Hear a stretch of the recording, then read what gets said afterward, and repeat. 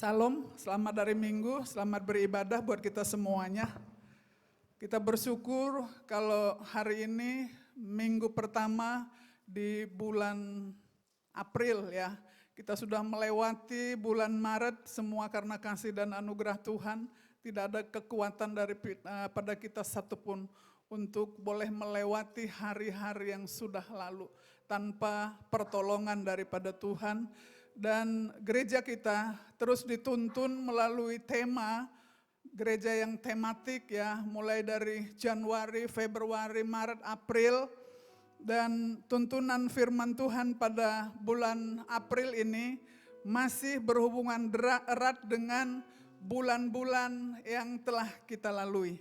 Ya, saya merefresh sebentar. Januari itu tema daripada gereja kita adalah mulia karena firman Tuhan yang diambil dari Kisah Para Rasul 17 ayat 11. Lalu kemudian bulan Februari menjadi surat Kristus dari 2 Korintus 3 ayat 2 sampai dengan 3. Dan Maret yang baru saja kita lalui itu adalah kebangkitan rohani, spiritual awakening. Ya, pada bulan Maret kita memahami firman yang berkata bahwa hukum yang tertulis mematikan, tetapi roh menghidupkan. Diambil dari 2 Korintus 3 ayat 6. Nah sekarang bulan ini kita beranjak kepada tema yang baru yang diambil dari 2 Korintus 3 ayat 17. Ya, tema bulan April ini adalah karunia dan kemerdekaan dalam Roh Kudus. Karunia dan kemerdekaan dalam Roh Kudus. Gift and liberty in the Holy Spirit. Sebab Tuhan adalah roh, dan di mana ada roh Allah, di situ ada kemerdekaan. Ya, Tuhan adalah roh dan di mana ada roh Allah, di situ ada kemerdekaan. Sepanjang tahun ini kita mendengarkan banyak latar belakang kota Korintus ya. Ayat ini muncul di surat yang dikirim oleh Rasul Paulus kepada jemaat yang ada di kota Korintus. Nah, kita perhatikan apa yang menjadi kekuatan dan kelemahan kota Korintus. Ya, dan mempengaruhi jemaat Korintus, dan juga itu ada relevansinya dengan situasi dunia, negara kita, bahkan kota yang kita tinggali saat ini, yang berpengaruh juga kepada kehidupan kita sebagai jemaat Tuhan. Korintus itu sangat makmur dan kaya, Bapak Ibu. Ya, sudah diulang-ulang kemarin. Kota Korintus dikenal dengan kota perdagangan dan juga perputaran ekonomi masyarakat yang sangat besar. Karena apa? Kota Korintus ini terletak di antara dua teluk dan dulunya dikenal sebagai pelabuhan yang sibuk sekali ya. Dan saat ini tinggal kenangan. Ya, banyak istilah yang diberikan kepada kota Korintus, ada yang menyebutnya itu kota di pinggir dua lautan, kemudian pasar negara Yunani, jembatan Yunani, bahkan ruang tamu negara. Sebab apa? Ia menjadi tempat bertemunya segala bangsa, segala budaya, sehingga wajarlah kalau kota itu pada saat itu sangat diberkati. Semua lalu lintas perdagangan ada di sana. Dan juga saya kalau kaitkan dengan negara kita Indonesia, itu enggak jauh beda juga. Negara kita ini negara yang sangat kaya. Sumber daya alamnya, sumber daya laut, sumber daya hutan, tambang, ya, semuanya itu. Dan berada juga di lintasan beberapa negara, sehingga negara kita itu memang sangat kaya. Enggak beda jauh dengan kota Korintus saat itu. Tapi ada cerita kelam tentang kota Korintus ya. Terkenal akan kemakmuran dan kemewahan, ya, membuat kota Korintus pun terkenal sebagai kota Sin City. Kota yang penuh dosa, kota yang penuh kebebasan. Dan dosa yang paling menonjol di sana adalah dosa seks. Ya, seks yang tidak wajar, ya luar biasa sampai dikatakan hampir tidak ada laki-laki yang tidak melakukan dosa seks. Dan itu kekejian di hadapan Tuhan. Ya, bukan hanya itu. Di sana juga terdapat para pelacur bakti yang berasal dari kuil, baik itu pria maupun wanita. Jadi mereka melayani di rumah ibadah, lalu kemudian melacurkan dirinya di jalan-jalan. Inilah cerita kelam kota Korintus. Nah, Bapak Ibu, di tengah-tengah situasi kota yang seperti itu, Rasul Paulus beserta tim itu menyampaikan firman Tuhan di sana, melayani di sana, membangun jemaat di kota Korintus. Dan apa yang menjadi kekuatan dan kelemahan jemaat Korintus di tengah-tengah situasi yang seperti itu, mereka dikatakan pasti kaya materi sudah pasti. Kemudian kaya karunia-karunia roh, ya, dan kaya jawatan rohani. Di dalam 1 Korintus 12 ayat 8 sampai dengan 10 dan ayat 12 sampai 28, ayat 1 Korintus 12 ayat 28. Nah, kita lihat dulu 1 Korintus 12 8 sampai 10. Karunia-karunia yang mereka miliki itu yang diberikan oleh Tuhan di tengah-tengah situasi yang makmur, di tengah-tengah situasi yang banyak dosa, mereka dikaruniai oleh Tuhan karunia untuk berkata-kata dengan hikmat, karunia untuk berkata-kata dengan pengetahuan, karunia iman, ada 9 karunia roh ya. Karunia untuk menyembuhkan, karunia untuk mengadakan mujizat, karunia untuk karunia untuk bernubuat, karunia untuk membedakan bermacam-macam roh, karunia untuk berkata-kata dalam bahasa roh, dan karunia untuk menafsirkan bahasa roh. 9 karunia ada di sana. Lalu kemudian jawatan rohani juga ya. 1 Korintus 12 ayat 28, di sana ada rasul, ada nabi, ada pemberita Injil, ada gembala, ada pengajar. Nah, kita harus tahu, kita sebagai jemaat Tuhan juga harus mengerti, selidiki diri kita, karunia apa yang diberikan Tuhan dalam kehidupan kita. Tapi percayalah, tidak ada satu orang pun yang diberikan karunia itu yang lengkap. 9-nya.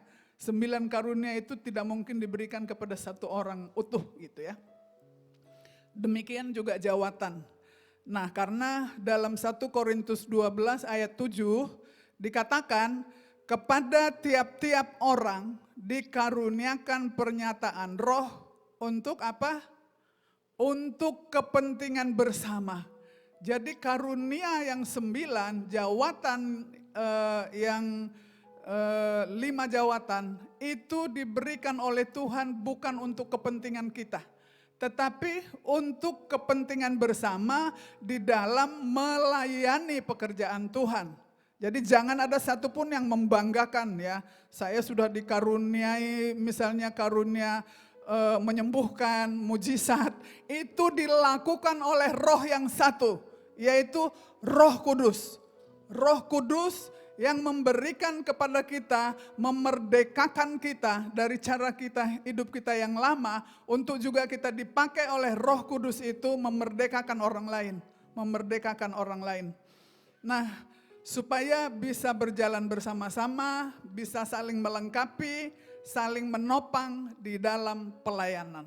Tujuannya itu. Tidak ada jemaat yang memiliki utuh 9 karunia. Ya. Di tengah-tengah jemaat Korintus yang begitu diberkati dengan karunia-karunia tadi, maka Rasul Paulus melihat ada perpecahan di dalam jemaat. Ya. ada perpecahan di dalam jemaat sehingga dia menulis surat di dalam 1 Korintus 1 ayat 10 sampai 12. Bisa ditayangkan? Ya. Rasul Paulus menulis surat katanya begini. Ayat 10. Tetapi aku menasehatkan kamu, kata Rasul Paulus. Aku menasehati kamu, saudara-saudara, demi Tuhan Yesus Kristus. Ya. Nasihatnya apa? Supaya kamu seia sekata. Rupanya perpecahan itu terjadi karena nggak seia sekata. Ya. Katanya ini A, katanya ini B, tapi nggak ada titik temu ya, seperti itu ya. Dan jangan ada perpecahan di antara kamu, tetapi sebaliknya supaya kamu erat bersatu sehati sepikir. Unity, ya, solid, kompak. Karena apa? Dari mana dia tahu ada perpecahan di jemaat Korintus? Ayat 11 dijelaskan, aku telah diberitahukan oleh orang-orang dari keluarga Klu, ya, tentang kamu. Keluarga Klu ini adalah keluarga yang waktu Rasul Paulus melayani di sana bersama-sama dengan Rasul Paulus itu melayani. Bahwa ada perselisihan di antara kamu. Jadi kalau kita tidak sehati sepikir, tidak erat bersatu, maka ayat 12 kita lihat. Perpecahan apa yang terjadi jemaat Korintus. Yang aku maksudkan adalah bahwa kamu masing-masing berkata, kata Paulus, aku dari golongan Paulus. Ini golongan pertama. Aku dari golongan Apolos. Aku dari golongan Kefas. Aku dari golongan Korintus. Ada 4 golongan tuh ya di situ. Ternyata karunia yang begitu banyak tadi, karunia yang begitu banyak, kalau mengandalkan kekuatan ego masing-masing, idola masing-masing, itu enggak mampu menyelesaikan masalah. Justru mereka itu berkelompok-kelompok. Jadi hatinya Rasul Paulus itu sangat sedih sekali ya. Sehingga dia menulis surat menasehati supaya kamu seia sekata. Supaya kamu seia sekata. Adanya keakuan di sini kelihatan. Barangkali juga ini terjadi ya. Ada kelompok-kelompok yang eksklusif gitu. Di tengah-tengah di tengah-tengah lingkungan di mana kita berada, bahkan mungkin di tengah-tengah pelayanan di dalam gereja sama sekali. Itu juga mungkin terjadi seperti itu. Ini adalah salah satu gejala yang menunjukkan kita itu belum merdeka. Kita itu belum merdeka. Ego kita masih tinggi, keakuan kita masih tinggi. Kesetiaan kita itu masih melihat figur daripada orang. Nah, tetapi kesetiaan kita, kata Rasul Paulus, haruslah kepada Kristus yang diutus oleh Bapa untuk menyelamatkan kita. Amin Bapak Ibu. Jadi meskipun mereka diberkati dalam segala hal, tetapi sebenarnya mereka itu belum merdeka. Belum merdeka. Hanya Roh Kudus yang sanggup memerdekakan manusia dari penjajahan pikirannya sendiri, ya, keegoannya. Kita lihat apa arti kata kemerdekaan dalam Kamus Besar Bahasa Indonesia. Yang itu pertama, kemerdekaan itu artinya bebas dari belenggu penjajahan dan sebagainya. Yang kedua, tidak terkena atau lepas dari berbagai tuntutan. Nah, kalau kita lihat negara kita Indonesia, merdeka itu memproklamirkan kemerdekaannya itu pada tanggal 17 Agustus 1945 atas nama bangsa Indonesia Soekarno-Hatta. Kita tahu negara kita itu dijajah oleh Jepang, lalu kemudian dijajah oleh Belanda. Kita itu bahkan dijadikan kerja rodi ya untuk membuat jalan-jalan tembus pegunungan seperti itu. Banyak di antara masyarakat Indonesia yang meninggal. Nah, kita berjuang, kita berperang, banyak korban sehingga diproklamirkanlah kemerdekaan itu atas nama bangsa Indonesia Soekarno-Hatta. Demikian juga Bapak Ibu, kita yang sudah mengaku Yesus sebagai Tuhan dan Juru Selamat kita, ketika kita mengaku itu, kita sebenarnya merdeka awal. Merdeka, ya. Kita merdeka bukan karena kita berperang, tetapi kemerdekaan kita itu adalah anugerah pemberian daripada Tuhan Yesus. Pemberian Allah Bapa melalui kematian anaknya di kayu salib. Darahnya tercurah dan dia bangkit dari antara orang mati. Kemerdekaan itu kita peroleh dari situ. Tetapi ya, kita harus terus menjaga, memelihara, megang erat kemerdekaan itu. Karena penjajahan itu oleh iblis sejak manusia jatuh ke dalam dosa di Taman Eden sampai nanti kita dipanggil pulang itu nggak pernah berhenti. Ya. Itu nggak pernah berhenti. Jadi jangan mau merdeka, lalu kemudian dijajah, kalah, lalu kemudian minta ampun merdeka lagi. Enggak. Sekali merdeka tetap merdeka. Ya.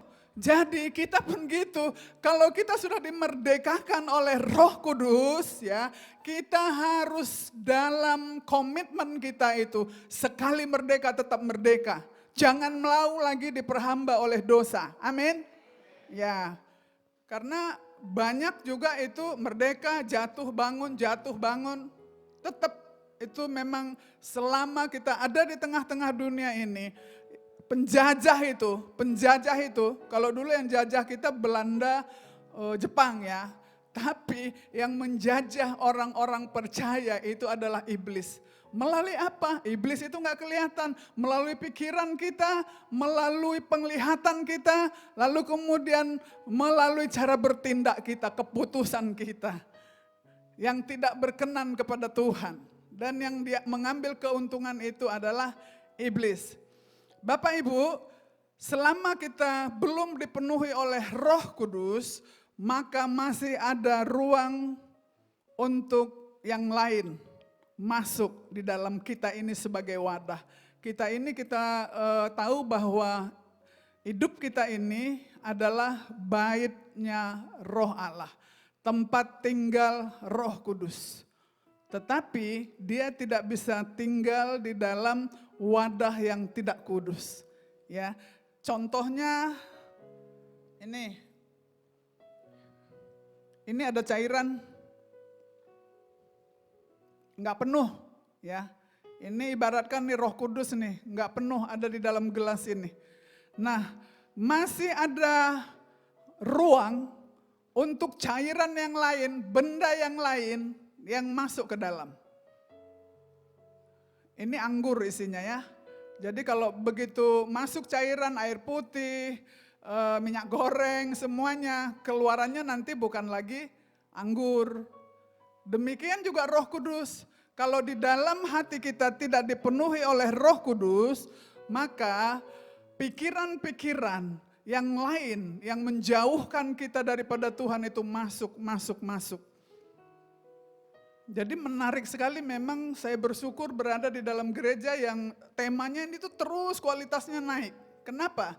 Karena memang kita sedang dipersiapkan menjadi umat yang layak menanti kedatangan Tuhan yang kedua kali. Ya. Sehingga pada saat dia datang menemukan kita itu umat yang layak, kudus dan berkenan kepadanya. Amin Bapak Ibu. Orang yang sudah dimerdekakan oleh Roh Kudus, ya, tidak berarti bisa mengatakan aku sudah bebas melakukan apa saja. Nggak bisa. Justru kita dimerdekakan dari cengkeraman maut, dari jatuhnya kita ke dalam dosa. Kita dimerdekakan oleh karena kuasa darah Yesus.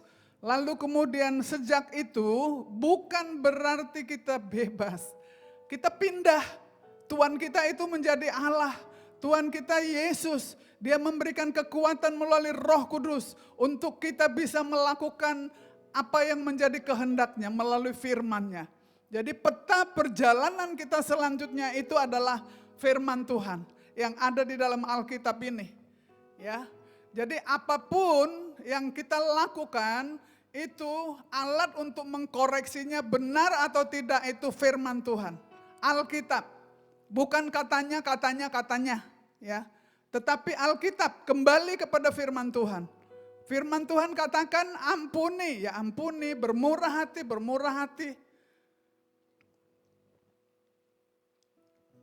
Allah itu tidak bisa dibatasi oleh pola pikir kita.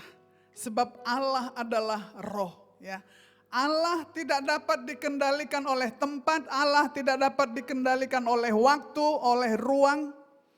Allah tidak dapat dikendalikan oleh otoritas dunia ini. Nggak bisa, ya. Tetapi kita yang sudah dimerdekakan itu diberikan pilihan, ya. Kamu mau tetap beribadah kepadaku atau beribadah kepada Allah lain? Beribadah kepada dunia ini. Tetapi aku, kata Joshua, dia dengan seisi rumahnya itu tetap akan beribadah kepada Tuhan. Demikian juga kita, ya. Kalau kita sudah dimerdekakan, bukan karena kita berperang, tetapi oleh karena anugerah Tuhan, oleh karena pemberian, ya, pemberian, maka kita harus bisa menjaga kemerdekaan itu. Apakah karena Allah itu tidak kelihatan gitu, lalu kita lebih taat kepada yang kelihatan? Itu enggak boleh. Allah itu roh, tetapi kita merasakan hadiratnya ketika kita membangun hubungan melalui doa, pujian, penyembahan, membangun hubungan yang lekat dengan Dia. Itu kita merasakan itu, ya. Jadi Bapak Ibu, saya mau mengingatkan, apakah kita ini masih ada terikat dengan dosa kesayangan gitu, ya. Mungkin orang lain itu nggak ngeliat, nggak tahu. Mungkin juga istri, suami nggak tahu, anak-anak nggak tahu. Tapi Tuhan tahu, karena Dia adalah roh. Karena Dia adalah Allah yang maha tahu. Ketika kita memiliki itu, ya, apapun dosa, pelanggaran yang kita lakukan, yang kita pikirkan, kita membutuhkan kuasa Roh Kudus untuk membebaskan. Kita membutuhkan pertolongan daripada Roh Kudus untuk membebaskan kita dari dosa-dosa. Selanjutnya, apakah kita terikat dengan kekhawatiran, galau, cemas gitu, ya? Karena masalah-masalah yang menghimpit ekonomi, pekerjaan yang belum ketemu, ya, jodoh yang belum ketemu, usaha yang bangkrut, itu membuat kita khawatir. Tetapi ketika itu kita biarkan rasa khawatir itu tanpa kita berserah kepada Tuhan, maka iblis akan terus menyerang pikiran kita, menyerang. Dan ketika itulah kalau kita tidak mampu bertahan, ya kemerdekaan yang diberikan itu akhirnya iblis yang dimenangkan, ya.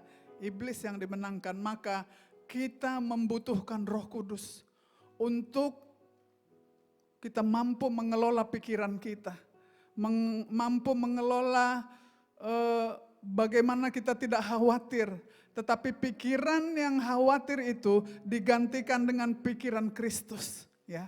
Pikiran Kristus yang selalu penuh pengharapan, dengan iman kepada Bapa kita berjalan terus, berdoa, ya. Ada waktunya Tuhan untuk membebaskan kita, untuk menolong kita. Amin Bapak Ibu. Ya contoh di dalam Alkitab itu Yusuf, dia dipenjara karena rekayasa siasat daripada tante Potifar gitu, ya. Lalu kemudian perjalanan dia sampai ke Mesir juga karena dia dijual oleh saudara-saudaranya kepada saudagar Mesir. Tetapi kita lihat Roh Allah itu yang sudah punya rencana, visi daripada Tuhan yang sudah ada di dalam Yusuf, dan juga visi Tuhan saya percaya ada pada setiap kita. Permasalahan yang ada itu tidak mampu menggagalkan visi rencana Tuhan melalui Yusuf Bukan hanya menyelamatkan dia dan keluarganya, tetapi menyelamatkan satu bangsa yang besar dari bencana kelaparan. Kita tahu ceritanya itu ya. Akhirnya mereka tinggal di Mesir, orang Israel tinggal di Mesir, diberikan tanah yang subur di Gosen. Melalui seorang Yusuf. Jadi Bapak Ibu dan saya ini ada satu misi daripada Tuhan itu yang ditaruh di dalam hidup kita. Kalau Yusuf dipakai untuk menyelamatkan bangsa Israel, saya percaya kita yang sudah merdeka duluan, sudah ada di dalam Roh Kudus, maka Roh Kudus itu membebaskan kita untuk juga memakai kita menyelamatkan orang-orang, keluarga kita, lingkungan di mana kita berada. Karena apa? Dalam bulan Februari kemarin kita ini menjadi saksi Kristus. Kita menjadi saksi Kristus yang terbuka. Hidup kita bukan kita lagi, tetapi Tuhan yang ada di dalam kita. Amin. Amin Bapak Ibu. Itu Yusuf. Yang kedua itu Sadrak, Mesak, Abednego. Ya. Sadrak, Mesak, Abednego, lalu kemudian Daniel. Ketika mereka dibawa ke pembuangan di Babilonia, mereka tetap menjaga, mereka tidak tercemar oleh cara hidup orang Babilonia. Bahkan Sadrak, Mesak, Abednego tetap menyembah kepada Allahnya. Dan mereka dilemparkan kepada perapian yang dilipat gandakan panasnya. Tetapi karena ada roh Allah yang membebaskan, mereka tidak mengalami kematian. Mereka tidak mengalami kematian. Mereka tetap hidup karena ada roh Allah. Daniel juga. Daniel dibuang ke lubang singa, gua singa. Tetapi dia tidak dimakan oleh singa-singa itu. Ya. Dia tetap hidup karena ada roh Allah. Karena Tuhan punya rencana melalui 4 hambanya ini. Sadrak, Mesak, Abednego, Daniel. Jadi Bapak Ibu, apapun yang terjadi di dalam kehidupan kita, saya percaya Tuhan punya rencana melalui saudara dan saya. Nah, Bapak Ibu, supaya kita sungguh-sungguh merdeka, apa yang harus kita lakukan? Saya berikan sedikit ayat yang singkat ya. Apa yang harus kita lakukan supaya kita sungguh-sungguh merdeka? Galatia 5 ayat 1 di sana menjelaskan supaya kita sungguh-sungguh merdeka, ya. Kristus telah memerdekakan kita, Kristus yang memerdekakan kita, bukan kita yang berusaha. Ini udah kelihatan jelas ya. Karena itu supaya kita sungguh-sungguh merdeka, 2 hal yang harus kita lakukan. Yang pertama berdiri teguh. Berdiri teguh. Berdiri teguh itu berarti kokoh, kuat ya, tidak tergoyahkan. Kenapa? Karena fondasinya itu kuat. Bangunan yang tinggi itu kalau fondasinya itu enggak kuat ke dalam, begitu badai datang dia bisa retak, bahkan bisa roboh ya. Fondasinya kuat. Kalau fondasi kita kuat, ketika datang badai, itu maka kita tetap berdiri teguh. Kita sungguh-sungguh merdeka. Fondasi yang tidak kuat, ya itu jatuh lagi ya. Jatuh bangun gitu.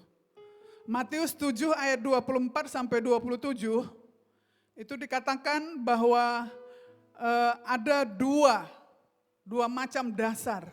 2 macam kelompok orang-orang percaya kepada Tuhan. Yang pertama itu orang Kristen yang berdiri teguh kuat, mendirikan rumahnya di atas batu. Kelompok yang kedua, orang Kristen yang tidak teguh itu tadi, yang lemah, mendirikan rumahnya di atas pasir. Ini 2 kelompok. Nah, yang kelompok yang pertama yang mendirikan rumahnya di atas batu, ya, sama-sama goncangannya sama nih, badainya sama. Turunlah hujan dan datanglah banjir, lalu angin melanda rumah itu, tetapi rumah itu tidak rubuh. Sebab didirikan di atas batu. Kemudian ayat 27, ini sama. Goncangannya itu sama gitu. Datang hujan, datang banjir, angin melanda rumah itu, sehingga rubuhlah rumah itu dan hebatlah kerusakannya.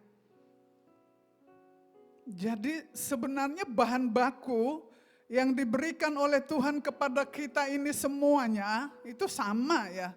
Sama semuanya tuh.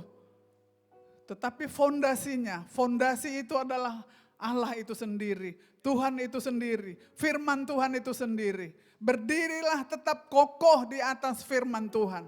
Maka saya katakan tadi, segala sesuatu yang kita hadapi, alat ukurnya itu adalah firman Tuhan. Kembali ke firman Tuhan.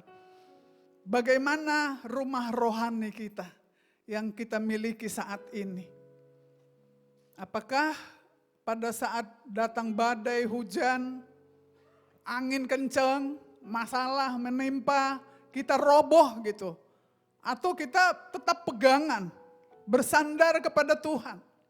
Maka kita akan tetap sungguh-sungguh merdeka seperti yang dikatakan ayat tadi. Ya, tetap berdiri teguh. Kemudian berikutnya, yang kedua, setelah kita merdeka, Galatia 5 ayat 1b, supaya kita sungguh-sungguh merdeka, apa yang harus kita lakukan? Jangan mau lagi dikenakan kuk perhambaan. Jadi dua itu aja, ya. Berdiri teguh, jangan mau lagi dikenakan kuk perhambaan. Kenapa kita bisa mengenakan kuk perhambaan lagi? Karena di awal tadi saya sudah jelaskan bahwa iblis itu tetap menyerang kita, tetap mempengaruhi kita, ya. Jangan mau lagi dikenakan kuk perhambaan, jangan mau lagi dijajah supaya kuk perhambaan dosa itu tidak lagi, ya. Kenakanlah kuk yang ada pada Tuhan, kuknya itu ringan kata Tuhan. Karena target utama daripada iblis itu adalah supaya kita jatuh kembali ke dalam dosa. Firman Tuhan katakan iblis seperti singa yang mengaum-ngaum ya. Mencari mangsa berkeliling sepanjang hari untuk mencari mangsa terus. Bila ada celah itu dia akan masuk. Ada celah dia masuk, terjadilah seperti jemaat yang ada di Korintus. Pengelompokan, aku lebih hebat daripada kamu, kelompokku lebih hebat. Gak ada yang hebat hanya Tuhan Yesus. Ya, yang hebat hanya Tuhan Yesus Bapak Ibu. Supaya kita waspada terhadap yang kedua ini ya. Jangan mau lagi dikenakan oleh kuk perhambaan. Berat enggak? Memang berat kalau kita mengandalkan kekuatan kita sendiri. Tetapi Tuhan katakan ketika roh Allah itu ada di dalam kita, maka roh Allah itu yang mampu untuk memerdekakan kita dari penjajahan yang terus menerus ini. Penjajahan dosa ya oleh iblis. Dikenakan kuk perhambaan itu artinya dijajah, dijadikan budak, menjadi budak apa saja. Jadi kita enggak menjadi diri kita sendiri lagi. Ya, yang pertama itu ya budak dosa itu. Yohanes 8 ayat 34 dikatakan, aku berkata kepadamu. Yohanes 8 ayat 34, sesungguhnya setiap orang yang berbuat dosa adalah hamba dosa. Setiap orang yang berbuat dosa, hamba dosa. Jangan mau lagi jadi hamba dosa. Ayo kita menjadi hambanya Tuhan, hambanya Kristus. Hamba Kristus. Hamba Kristus itu membawa damai, membawa sukacita, membawa damai sejahtera. Semua macam perbudakan di dunia ini itu enggak enak, berat ya. Enggak berkuasa kita atas diri kita. Ujung-ujungnya kematian secara jasmani. Tetapi kalau kita hamba dosa, bukan hanya ujungnya kematian jasmani, tetapi rohani kita mati.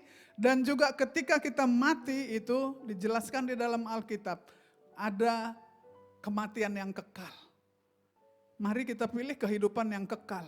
Ya, kita pilih kehidupan yang kekal. Jangan dibilang kadang-kadang pegang firman Tuhan juga ya. Jangan bermain di dalam firman dengan logika sendiri ya. Firman Tuhan kan ada katakan, walaupun dosamu merah seperti kirmisi, aku akan jadikan putih seperti salju gitu ya. Ya udah hari ini aku berdosa, besok datang gereja, minta ampun sama Tuhan, sudah putih seperti salju nih. Besok kembali ke dunia yang penuh pengaruh daripada serangan si iblis itu dijajah, jatuh lagi. Oh Tuhan masih berikan pengampunan, besok datang lagi ke gereja. Jangan seperti itu ya. Engkau tidak akan bisa dipakai untuk membebaskan orang-orang yang terbelenggu. Kalau seperti itu, dirimu aja gak bebas. Ya kan jatuh bangun. Hari ini bebas, besok terikat lagi. Kapan kita bisa dipakai Tuhan untuk membebaskan orang-orang yang terbelenggu? Ini yang pertama, budak dosa. Yang kedua ini terjadi juga ya, budak uang gitu. Ya, stigma pikirannya itu uang bisa membeli segala sesuatu. Ya memang kalau kita punya uang banyak bisa beli rumah yang nilainya ratusan miliar, bisa di tempat yang super mewah gitu ya. Nah tapi kita nggak bisa yang namanya membeli home sweet home. Rumah yang di dalamnya itu ada hadirat Tuhan. Kecil pun rumahnya kalau Tuhan ada di sana, itu membawa kebahagiaan.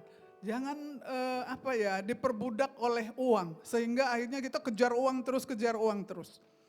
Uang itu memang bisa juga beli tempat tidur, alga, terus apalagi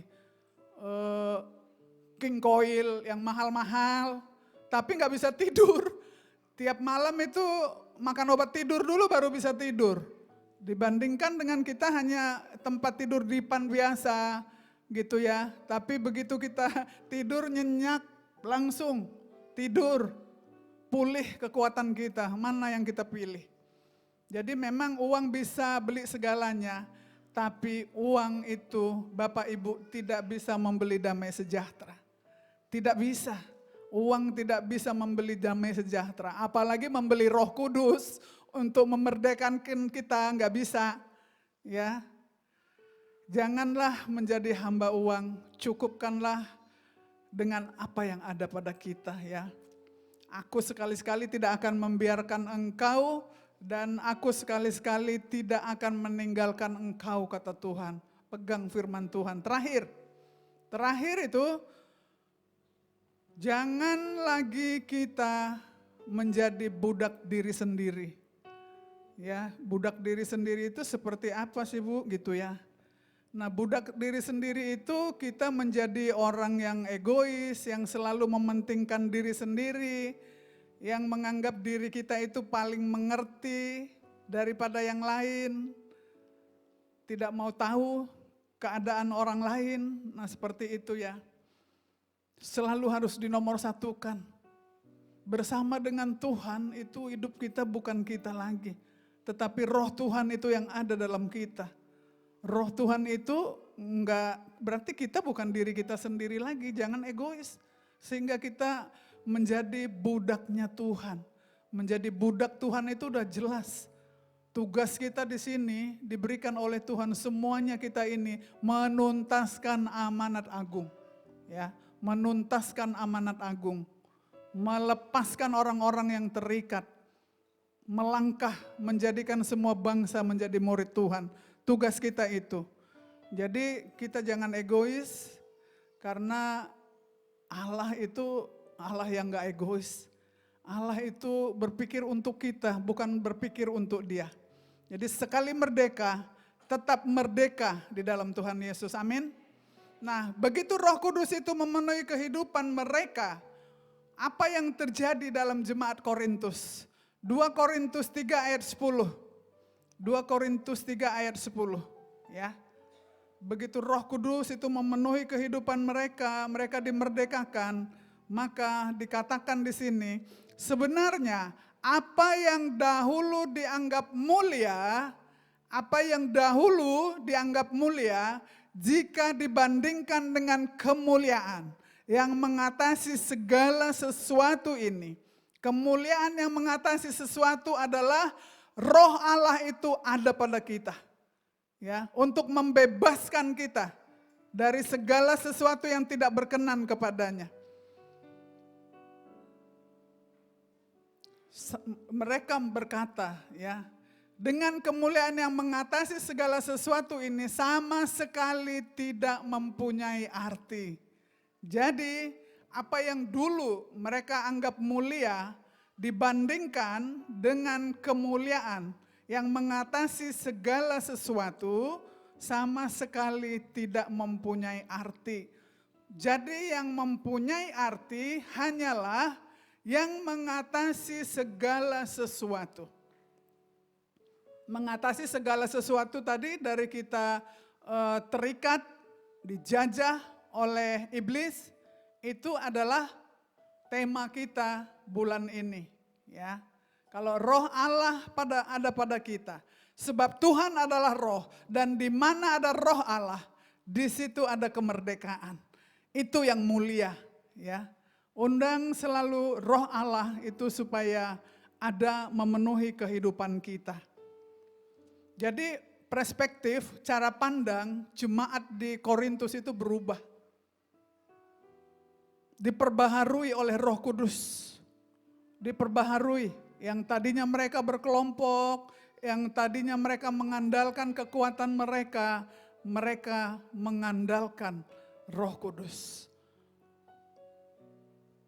Jadi jika kita ingin mengisi kemerdekaan kita ini terus dengan Roh Kudus, maka saya percaya Roh Kudus itu yang selalu akan menolong kita, menuntun kita untuk terus boleh berjalan di dalam kebenaran.